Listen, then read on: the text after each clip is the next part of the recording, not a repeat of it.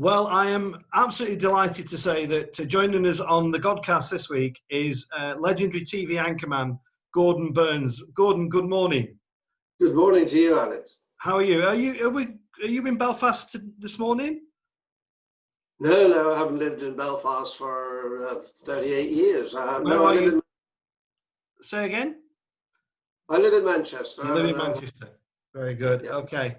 All right. Well, I'm really pleased that you were happy to join us this morning. I'm gonna crack on, and I just want to talk about life growing up in Belfast and what that was like. What are your recollections of that? Was it a fun time, or was it a happy place, or not? Well, it was. I mean, I have to explain a bit because I didn't grow up that much in Belfast. Hence the lack of my Northern Ireland accent. Right? Because when I was 5. I was born in Belfast, and we lived in a town now, a city called Lisburn, about 8 miles south of Belfast.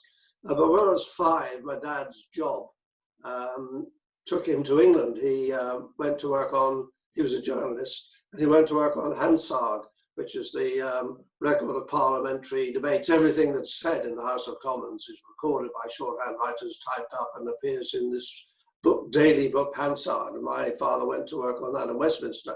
So from the age of 5 till I was 13, excuse me, a bit hoarse. From 5 to 13, I lived in England, in Kent, and then we moved back to Belfast when he became editor of Hansard in the Northern Ireland Parliament.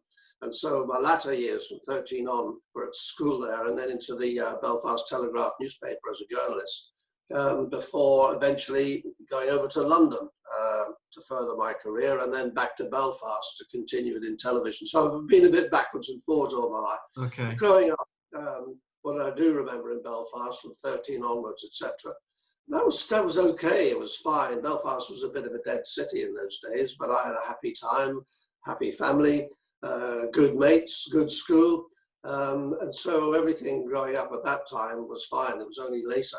Yeah. In fact, I returned to work at UTV that the troubles happened, and that became a very different kettle of fish. Was it a religious family growing up, or not at all? Or it was a very religious family growing up. My dad was a pillar of the Presbyterian Church. He was an elder of the church, and he edited and wrote the church magazine free of charge and all that sort of thing. And I, sorry to say this in front of you, but I was dragged to church ever since I could remember. Sat in the same pew every Sunday, listened to many an extraordinarily boring sermon, and couldn't wait to get home for my Sunday lunch. Forgive me again, but I felt more or less brainwashed into it. I joined a group called the Crusaders, which was a very considerable Bible-thumping group, which had summer camps where we were all under bell tents and playing strange games like wide games in the woods and paddocks and other games like that, until all that changed, particularly when I covered the Troubles and thereafter. And I have to tell you, I am a confirmed atheist now. Yes. Sorry. Okay. Was that? Would you put that down to church experiences as a boy, or was that just kind of something you just came to naturally? Well, it's down to a lot of things. I mean, I would certainly put it down to that sort of almost forced into religion upbringing. I would put it down to seeing how religious people and how churches operated during the Troubles. The Catholic Church and the Protestant Church, both to me, were a disgrace, really, and were a bit scared of getting too heavily involved in the Troubles when that's the time they should have been involved in preaching what they believed. So that annoyed me, but that can't stop you actually believing in something. I was just annoyed at them. But at the end of the day, the more I looked around the world, the more I thought about it, the more all this stuff about prayer that I was told could change anything. And I could see the prayers all around the world for starving and dying kids who just needed a cloud to bring water so their crops could grow around the world, and all sorts of things said to me there was no sign of any God, and if there was, he wasn't a particularly good one. So in the end, as a journalist, I rely on facts. I want some evidence. I find the stories from the birth of Jesus onwards far too hard to accept and believe.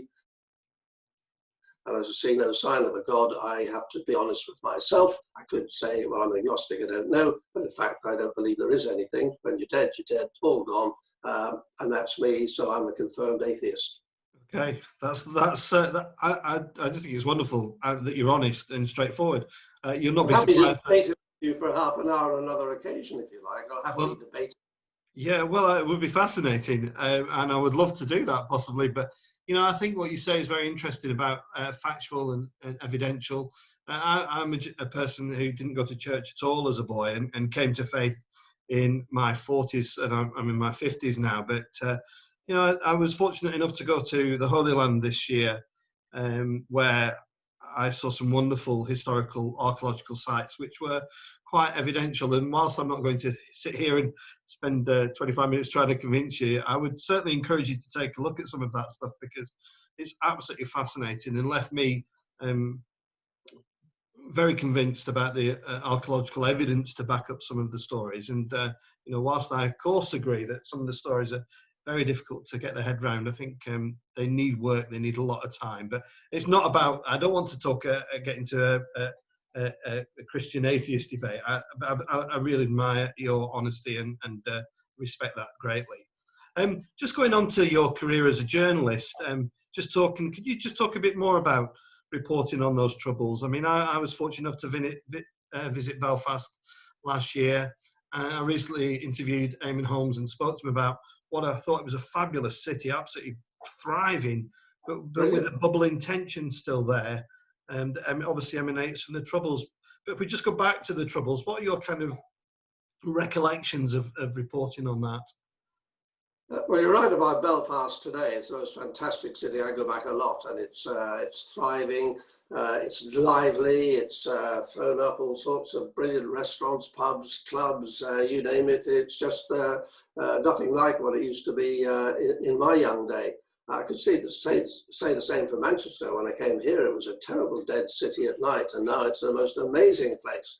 But in terms of the Troubles, I went back. I had been working after I left school. I went on and on at the editor of the Belfast Telegraph. I had done for several years to take me on as a journalist. And when I finished my A-levels, he took me on the Belfast Telegraph. And I worked as a journalist, learning the trade in Northern Ireland,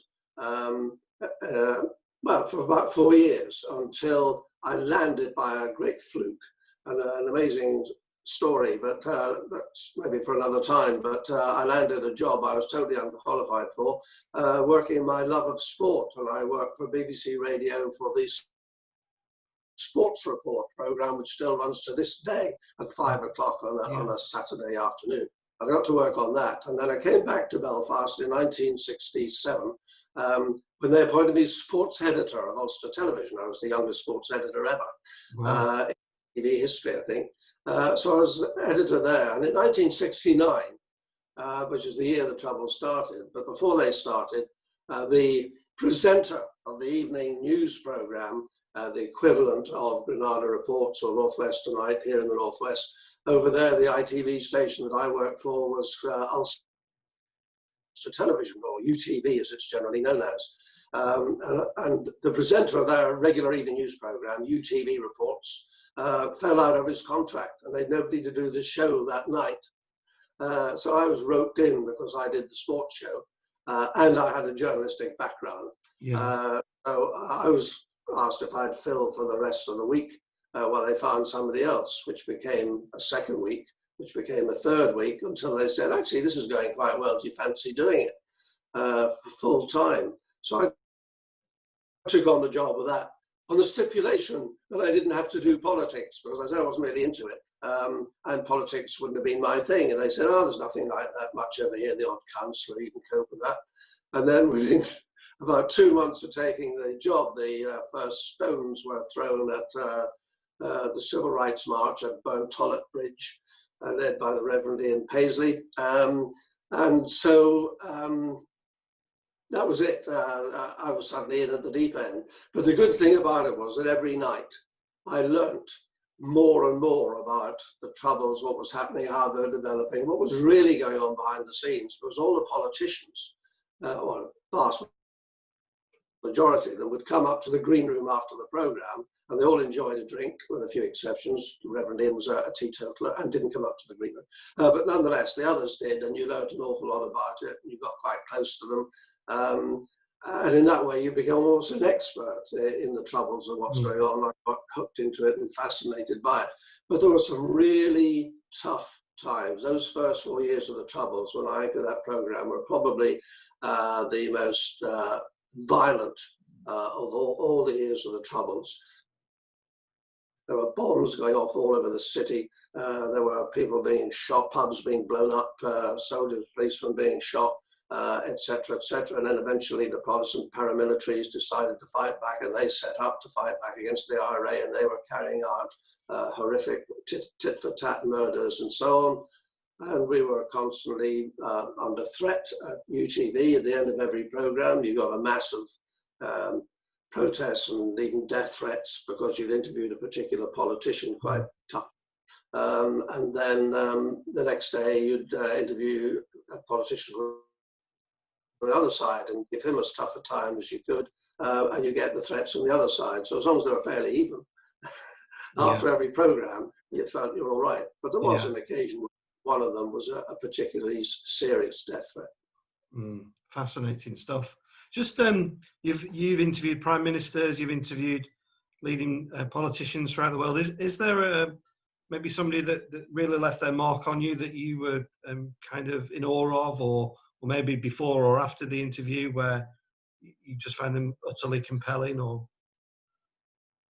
well, thanks to my job, I've been very privileged, I feel anyway, to have interviewed 8 successive British prime ministers, starting with Edward Heath in Downing Street when I worked for UTV. Did a big interview with him there that made every national newspaper the next day and maybe slightly changed the course of Irish history. It was quite a bombshell interview. But I've interviewed them all since him, which included Margaret Thatcher. Interviewed her 3 times, in fact. And these are all at-length interviews, not a couple of minutes, all the way down through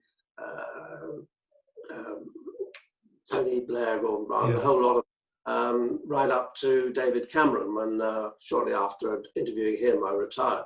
And they've all been interesting. 3 of the prime ministers lost their tempers with me and shouted at me, which is quite something. Others were decent. And people often say, well, as you just have, who's made their mark, who impressed you the most? And I can give you 2 opposites. Who impressed me the least? Who was the most difficult and not very pleasant? Absolutely Edward Heath. He was quite rude, really. And the other strange one that everybody thought was a nice man, and maybe he is most days, but he wasn't with me, was John Major. Okay. But the best, strangely, is the one most people think must have been a fairly horrible person. That's Gordon Brown. And the reason I like Gordon Brown is it's quite interesting if you've got a minute for the story, because I went to interview him when the Labour Party was holding their party conference in Manchester. Our programme, North West Tonight, were doing a piece on child poverty. And we put in an application that when he came to Manchester for the party conference, would he spare us 15 minutes to talk about child poverty? And we got the answer, yes, he would. So I went to do the interview with him in one of the conference hotel in Manchester. When I got there, I found I was at the end of a long line of all the national journalists who'd been granted interviews for that one day. He was doing them all. So we had BBC, ITV, CNN, Channel 4, Channel 5, you name it, American, French, the lot were all in front of me. And when it came to the last interview to do, his very bossy PA lady said to me, right, everybody's overrun their time. Sorry, we can't do your interview, Gordon. I said, what? She said, you can't do your interview. He hasn't got time. He's got to go to Brussels later on. So I'm sorry, we can't do it. I said, well, hang on. I've got it in writing that he'll do this interview. We have promoted it on television that he's going to do it. It's child poverty. It's important. We insist that he does it. She said, well, he can't. So I said, right, well, fair enough. I will then go on television tonight And I will tell everybody that we have a letter from the Prime Minister saying he'll do it, and he pulled out of it, but he let every other interviewer interview it, and we'll see how that goes down. And she said, well, okay, you can have a minute and a half. I said, I can't do child poverty in a minute and a half. And she said, well, that's all you'll get. So I thought, well, let's get the foot in the door. So I went in, I sat down, it was lovely. We chatted a bit, and then with the cameras already, we did the interview. And I went for 3 minutes, 4 minutes, 5 minutes, and I saw his PA going apoplectic behind the camera. And I thought, I'll keep going. I went to 6. She was making signs like that, wind up, wind up. And then she was going, stop, stop, stop behind the camera. And then when she decided to walk in, as she took one step, I just said, one last question, Prime Minister, and asked him another one. Now, it was slightly long, I'll try and truncate it a bit. But at the end of the interview, the Prime Minister, Sir Gordon Brown, said to me, listen, Gordon, I made a fluff in one of the answers, and I'd like to do it again if you don't mind. I said, I don't mind doing it again, as long as you give me the same answer. Just don't do the fluff. If you change it, it won't go out. And he said, no, no, that's exactly fine. She said, you can't do that, Prime Minister. Sorry, you can't do that. We haven't time for that. And he said, but I'd really like to put it right. I said, well, you can't. And she turned to me and said, you just have to leave the question and answer out. I said, I'm not leaving it out. It was a very, very important question and answer. So it's not going out. And in the end, after a bit of a fight between the three of them, or particularly between her and the Prime Minister, I said, listen, I know how to edit that, to take it out without changing the sense of what you said, Prime Minister. Is that okay with you? And in the end, he said, if you would do that, that would be fantastic. Right, did that. 1 year later, or maybe slightly less, I get a message from Downing Street to say the Prime Minister's coming to Manchester, he'd like to offer you an exclusive interview. Well, we don't jump at that. There has to be a reason for it, but we had another reason to interview him. So I said, okay, we'll do it. I went down to London the night before, missing, wait for this, I had to miss Manchester United, the Juventus, I think it was, right, in the Champions League, where I had tickets, etc., to get on the train the night before, because the only time he would do it is coming up in the first train in the morning. So I stayed in the hotel, got on the train, came up in the morning, sat down with him. We had a chat while they were setting the cameras up, and he said, oh, big match in Manchester last night, Gordon. Were you there? And I said, no, Prime Minister, I had to miss it to come down here to do you. I'm a big United fan. Do you know what he said? He said, oh, no. He said, oh, I'm so sorry I had to miss it just to interview me. I said, well, that's the only reason I'd miss a United match, to interview the Prime Minister. And he said, oh, that's very kind. He said, this is very silly. This has remained with me forever. This is very silly. He said, if you'd only let us know when you're coming down last night. I was at a function and came back to watch the TV highlights of the game. And you could have come round to Downing Street. Me. And I went, oh, that's kind. He said, no, seriously. If you're ever in this situation again, you're coming down to London, you have to miss the match. Just get in touch with the office here and you can come round and watch it at Downing Street. And I had this vision, which sadly disappeared when he lost the election. He walked out of Downing Street with his family in that famous shot he walked out. Yeah. I had the vision of me in London with the United match I was going to miss, getting a big party can of 4 pints of beer, 2 Indian takeaway curries, and going round to Downing Street to knock on the door and say, it's okay, Gordon said I could come and watch the match with him. But sadly, that is now never possible. That's a lovely story. And maybe to just top that one, there's little danger of you missing United in the Champions League this season, Gordon. And why would that be? I don't think they're in it, are they? We are in it. Oh, right. Oh, sorry. Oh, you're in it now if you finish 4th. The draw's already out. One of the teams we're playing is Paris Saint-Germain. Oh, wow. Gordon, it's really great this, but I just want to move on because time is moving so quickly. I just want to, obviously you became synonymous with the Krypton factor. And I was trying to explain to my young daughters what it was, and it's difficult to say what it was because is quiz show the fair description for it? How would you describe the Krypton factor? Well, it comes under the title of quiz shows. To better explain it to your daughter, you can still find episodes on YouTube. So if you'd like to look into YouTube, put Krypton Factor in, you'll get a couple of the old episodes. However, it was a slightly popular but upmarket quiz, in that it was mental agility, IQ, general knowledge, observational skills, physical ability. You had to run over a specially built by us Army assault course, and a hand-eye coordination test, which was done in the simulator of an aircraft, where you had to follow the instruments. Yeah, as pilots do. You don't have to look out the window, you follow the instruments, so they guide you down to the runway if you've got good hand-eye coordination. And Krypton, of course, is the planet that Superman came from. So we were looking for sort of Superman or woman, people who could cope with a whole range of challenges in order to win at the end. And it proved popular. In fact, with young children that couldn't possibly have understood mental agility and IQ tests, but they must have loved the way it looked and the assault course and the aircraft simulator. But very young children seemed to absolutely adore it. Yeah, it was, and it was huge, wasn't it? It had humongous viewing figures, didn't it? I mean, obviously there wasn't the wide ranging channels, but wasn't it one of the highest viewing TV shows there was? Well, it was. It ran for 18 years, from 1977 to 1995, which was fantastic. In peak time television, 7 o'clock Monday night. But at its peak, the audience was, I think our highest ever was 18.2 million, which is phenomenal in today's terms. But yeah, you're right. In those early days, we didn't have all the other channels. We had all the Sky channels. I don't think it was Channel 5. I doubt whether it was Channel 4. And also we had the added bonus of Coronation Street following us at 7:30, which has a mega audience. And it's top of the ratings, or it certainly was in those days, still right up there, but it was top of the ratings. And we were in number 2 slot. So yeah, but all through its life, it had very good ratings. And where was that film, Gordon? Was that filmed in Granada Studios? Where was it filmed? Was that Granada Studios, or where did you film the Krypton Factor? Yeah, it was done at Granada Studios, and the assault course we built was at an Army TA camp up at a place called Holcombe Brook, which is near Ramsbottom. Yes.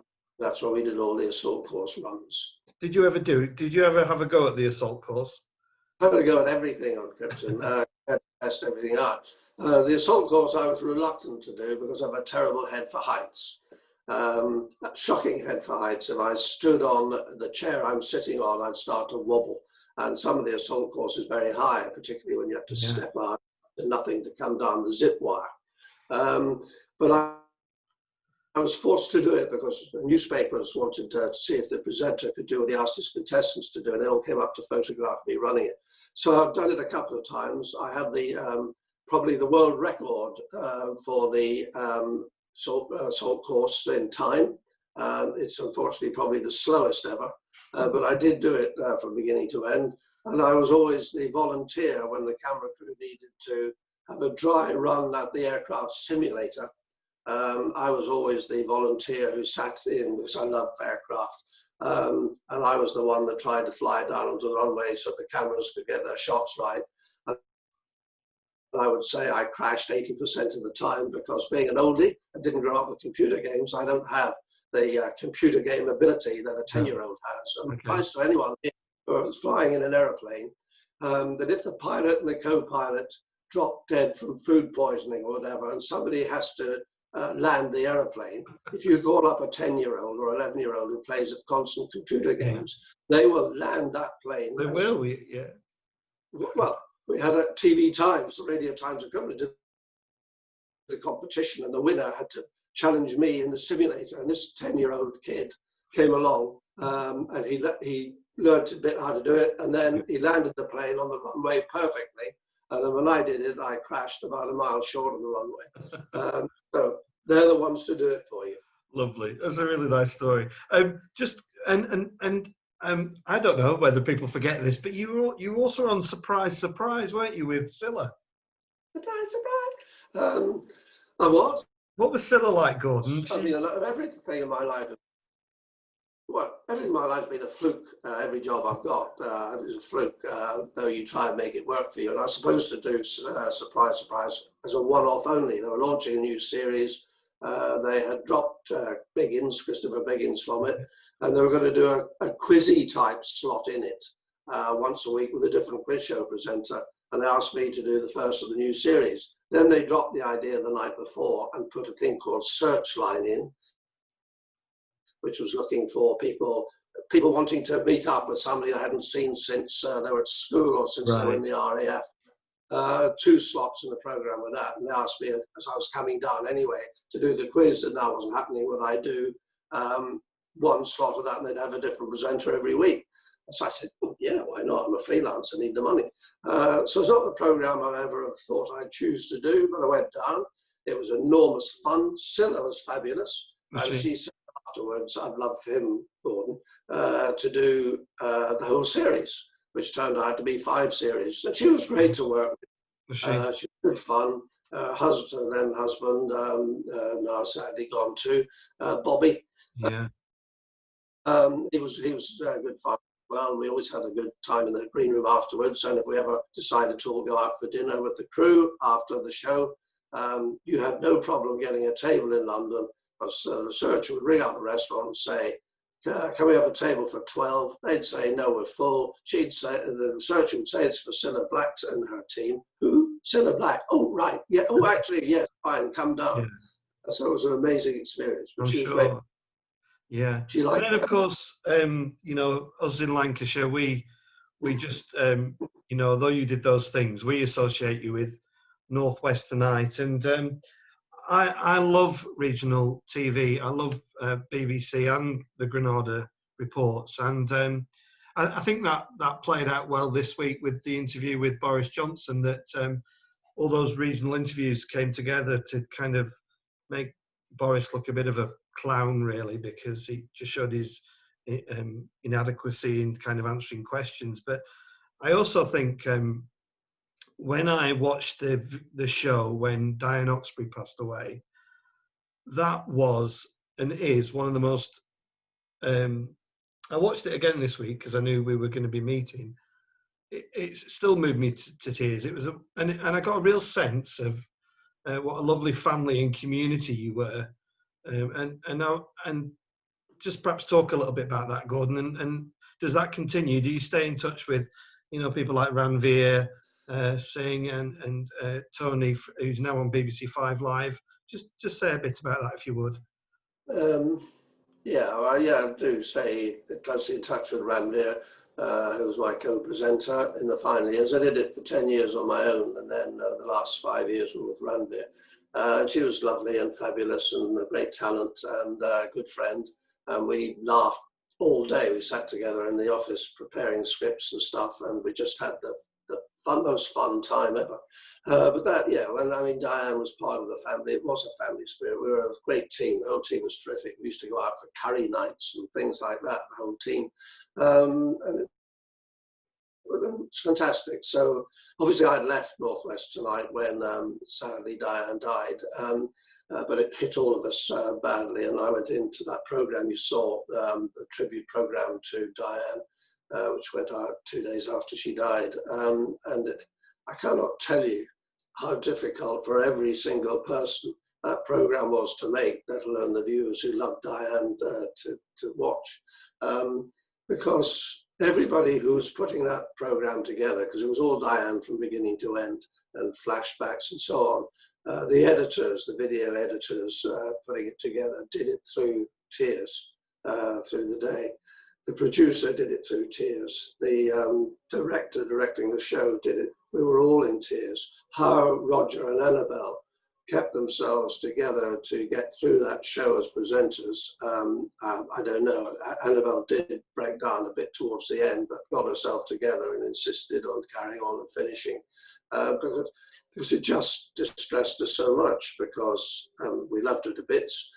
She was good, fun, good person, brilliant at her job, better than most people will ever realize how good she was at it.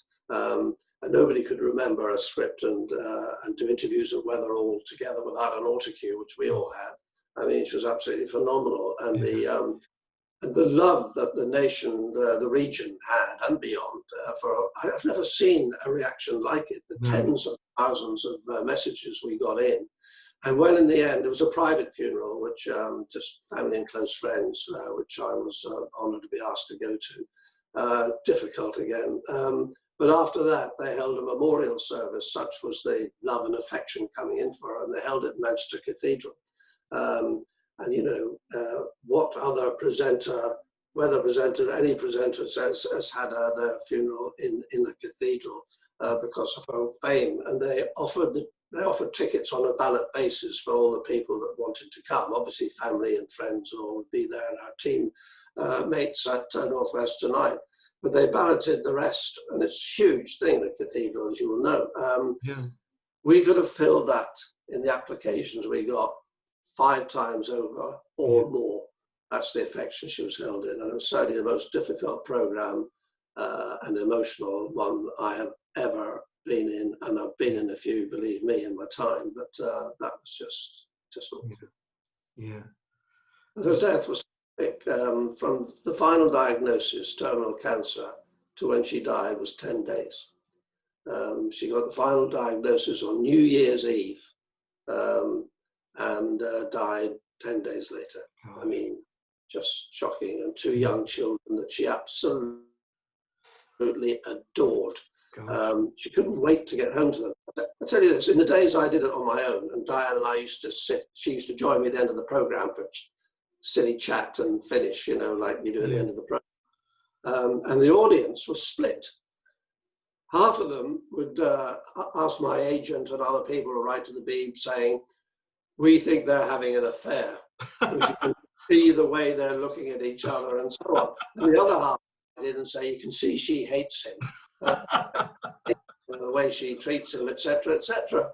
And the actual truth of the matter was, I never saw Diane until she was live on the programme, because her office was the other side of the BBC in Oxford Road. She didn't come in till later in the morning. She spent the afternoon doing all the radio bulletins and her evening one. I would rehearsal and then went live on the air, and 3/4 of the way through the program she came in the studio, took up her position, did the weather. At the end of the program she was out of the studio like a flash, because she couldn't wait to get home to the kids and so on and her animals, while I was still unplugging my earpiece and so on. She was in the car on the way home while I went up to the post-program meeting. But she was absolutely fantastic, lovely, gorgeous, and much. Yeah, indeed. Thank you for sharing those reflections, Gordon. I really appreciate that. Just we're running out of time now, but regional TV, I was wondering what kind of relationship you had with your rivals at Granada. Was it a friendly rivalry? Did you get to know the guys there as well? What was the kind of spin on that? Well, I have a soft spot for Granada because I was the first presenter of Granada Reports along with Bob Reeves. That's when I came back to England from Ulster Television after covering the Troubles. I came over to England to try my luck in a bigger pond, and I got, they were launching Granada Reports, 1973, with Bob Reeves, and they wanted another presenter. So I got hired, and I think Brian Truman was another presenter too. So 3 of us, they permed 2 from 3 each night.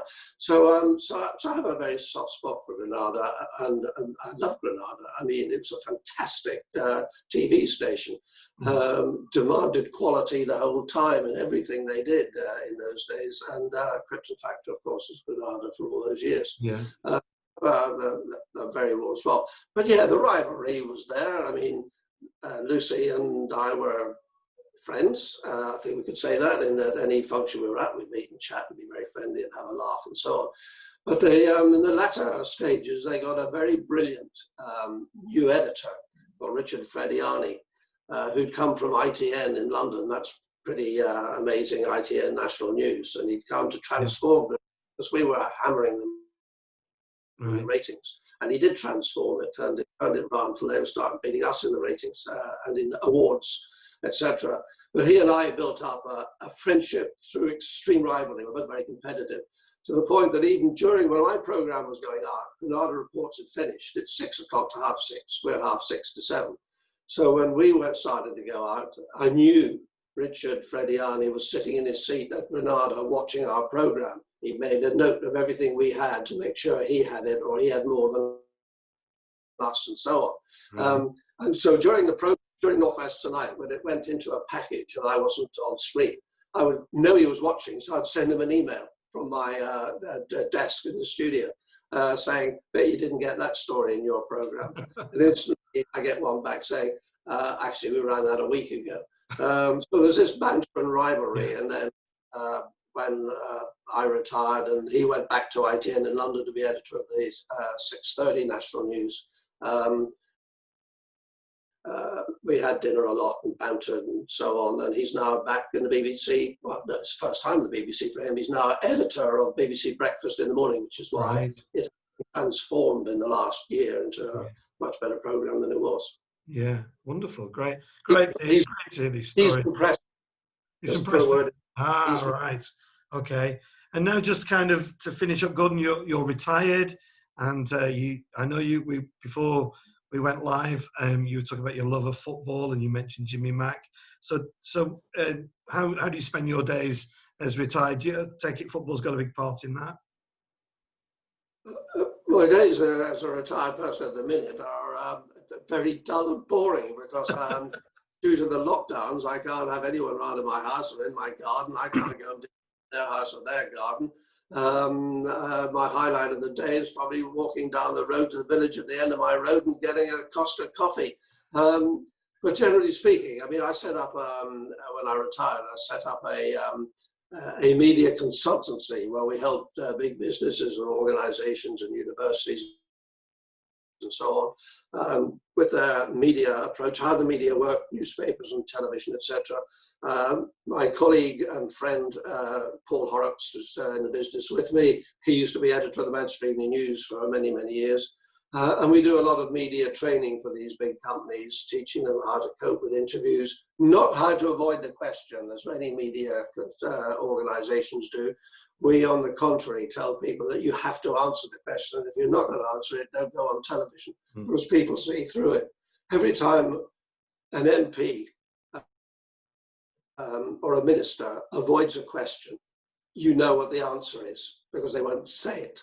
And so it's pointless. And so we say you answer the question. But we media train all these people, bosses and so on. Yeah. They see that ground to a halt in the Troubles. If I've got 1 minute, I would take you to task slightly when you mentioned earlier, quite rightly, about the local television and how important programs like Granada Reports and Northwest Tonight are. They are the biggest audiences of the evening in the areas. That's how important they are. And you mentioned the interviews with the Prime Minister. I mean, every year the Prime Minister sits down and lets each region come in and do 5 minutes with it and goes out. It's just been a tradition down the years. And that was what they did the other day. But there is, and you had a bit of a go at Boris. Now, I'm not a big fan of Boris at all. I couldn't work out who to vote for, Boris or Corbyn. In the last election, I was at my wit's end, but I insist on voting. I'm not going to say how I voted, but I didn't want either of them. However, I think it's easy to do gotcha interviews now, where you say to the Prime Minister, for instance, sitting there, now about the Northeast, you've just put new rules. Now tell us what this is and that is, and how that differs from Oldham, where you've got this in and that in. And I think that's easy gotcha stuff. You can say and each one. I don't actually think you should have to remember all that. They've made them and done them. The simple answer to people who say it's so confusing because television's saying it's confusing, because everybody's saying it's confusing. It's not confusing if you look at only your own region. Here in the Northwest, I'm in Manchester. The boroughs of there are 10 boroughs of Manchester. I'm in that area. You guys are wherever. People there are in Merseyside. Look at your own area and look it up. And the rules are quite simple for your own area. It's complicated when you see your rules against that rule, against the Northeast rules, which are all for different reasons. And it's not easy. We've got to beat this virus. We don't know how to beat it. Nobody knows how it works. But people have to do their best. And I think any government should be given a bit of leeway as they fight their way through it. Yes, they've done things wrong. But I think one should just be a bit more accepting at the minute that we have to do whatever we can. And at the end of the day, down to each and every person to do what this washing and so on. If we did that, we wouldn't be in the mess, but people stopped doing it. I think that's a very fair comment, and I think you're right. And I think, you know, and I did think that myself, but perhaps was, I don't know, maybe he's trying to score cheap points. I think there is a tendency to blame Boris for everything COVID related, maybe, but anyway. Gordon, our time is up. We're going to go offline in a minute, and I just want to thank you so much. It's been really lovely talking to you, and it's been a pleasure. Some real fascinating stories, and I've thoroughly enjoyed it. And thank you for your honesty about your faith position. That's what I wanted to hear. And I'm certainly not holding it against you, and I will pray for you if that's all right. I know you might feel that futile, but I will. And it's been a real joy, and thank you so much. Thank you. It's been a pleasure. I said going to Costa was the highlight of my day these days because of all the lockdown measures. Doing this interview has been the biggest highlight of the last month. So wow. Thanks for asking me. I'm honoured.